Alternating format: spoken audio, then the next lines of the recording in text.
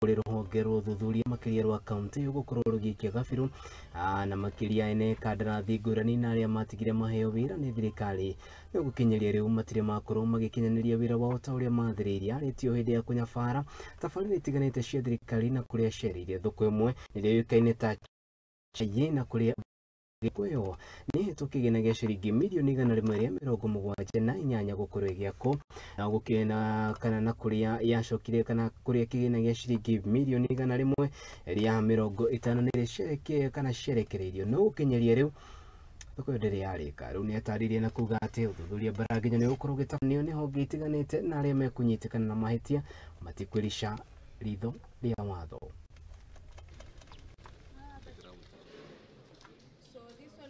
Because there's no way you can pay over 90% of the project, and yet the works that are around, when you look at technically, we are talking about less than 80%. So I want to direct our internal audit team to do an audit of this project so that we look at monies which have been paid, that is over 150 million Kenya shillings, vis-a-vis the works which have been done.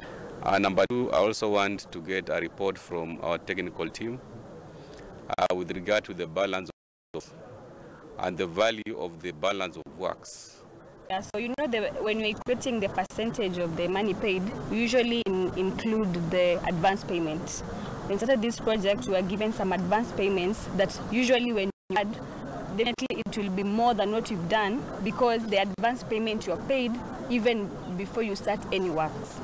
I'll want the audit department led by our audit team to quickly do a technical audit with regard to the works that have been done, the payments which have been done, whether monies which have been paid are based on the milestones that have been delivered or otherwise. Okay, we're having so many challenges in this project. When we started, there were, I don't want to unearth so many things, but there are so many challenges even from the client side.